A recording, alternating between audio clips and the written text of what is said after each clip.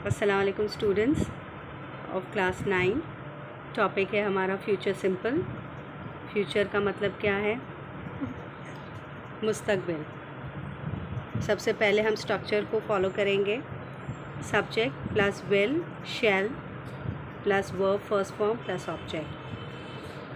हर sentence में पहले subject की प्लेस हम करते हैं, सब्जेक्ट के बाद ही हम हेल्पिंग वर्ब का इस्तेमाल करते हैं, चाहे वो प्रेजेंट हो, पास्ट हो या फ्यूचर हो। Go first form of verb, to Lahore आपका object, tomorrow. You will respect your elders, you आपका हो गया सब्जेक्ट।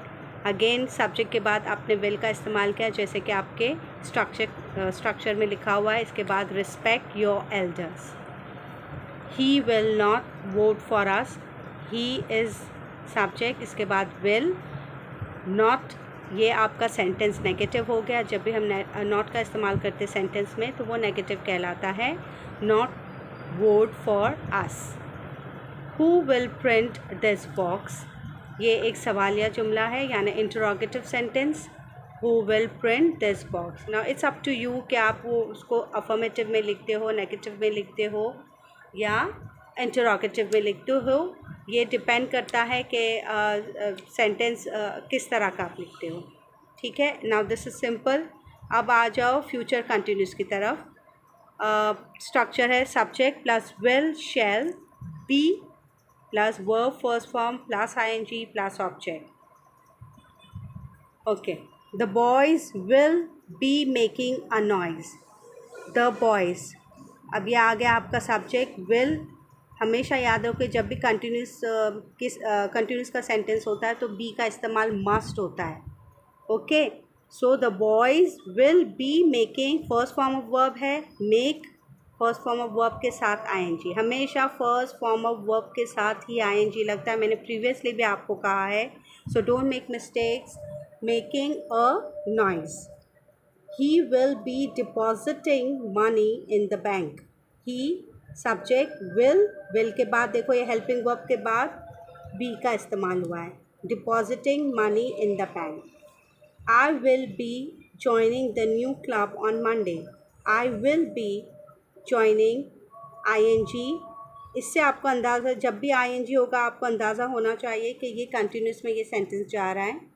और जब सिंपल कंटिन्यूस हो, जैसे फ्यूचर कंटिन्यूस हो, प्रेजेंट हो या पास्ट हो, तो इस तरह आईएनजी हमेशा वर्ब के साथ, फर्स्ट फॉर्म ऑफ वर्ब के साथ आईएनजी का इस्तेमाल होता है।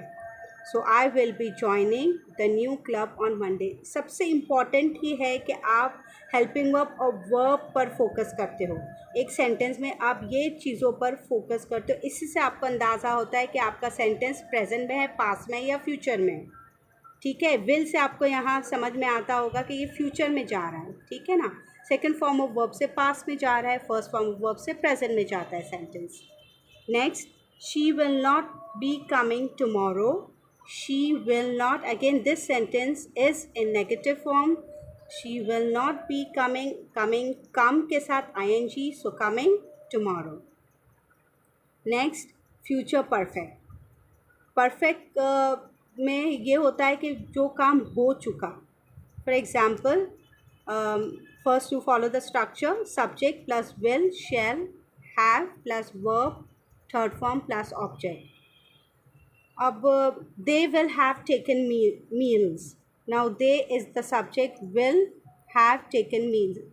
आप देखो कि यहाँ अमूमन ज़्यादातर विल का इस्तेमाल किया हुआ है। शैल जो है हम बहुत कम, मतलब आज अब जो ग्रामर है या अब जो इंग्लिश का रुझान है उसमें शैल का इस्तेमाल बहुत कम हो रहा है। जैसे आई शैल, वी शैल का इस्तेमाल, आई और वी के साथ शैल का इस्तेमाल होता है। बट नाउ अगर आप लोग विल का भी इस्तेमाल करते हो तो ये रॉन्ग नहीं होगा। Okay, so they will have taken meals. The peon will have rung the bell. The peon is the subject, will have.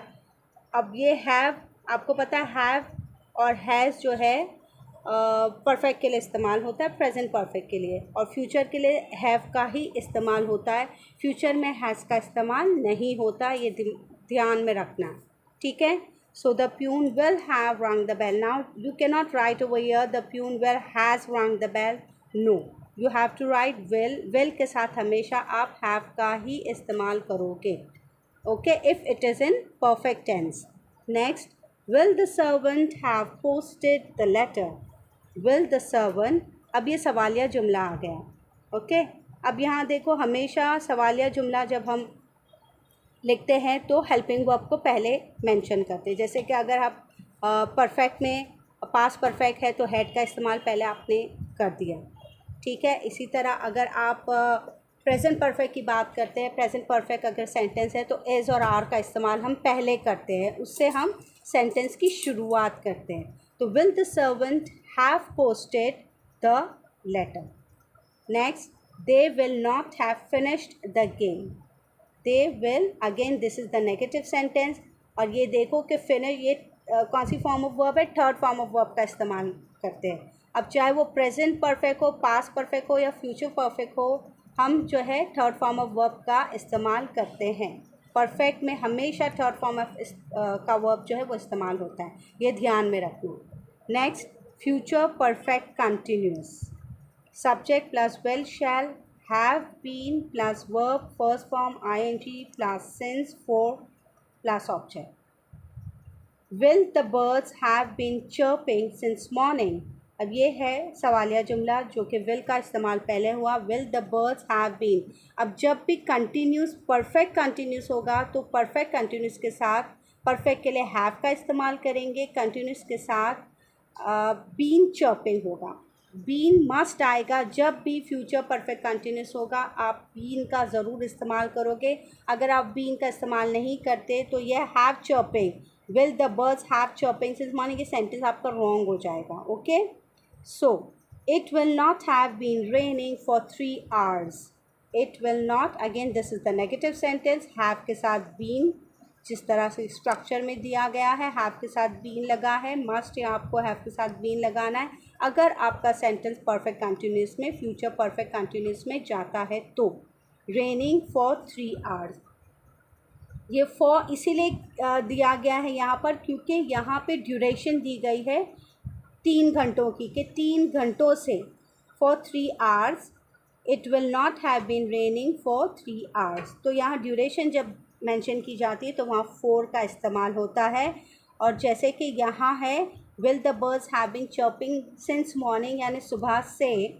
सो यहाँ ड्यूरेशन नहीं है तो सिंस का इस्तेमाल हुआ है. ठीक है. Now the third one, they will have been waiting for you for 2 hours. जैसे कि आवर्स अगर दिया गया है तो वहाँ आप यानी ड्यूरेशन, टाइम ड्यूरेशन दी जाती है तब जो है वो फॉर का इस्तेमाल होता है. तो they will have been waiting for you for 2 hours.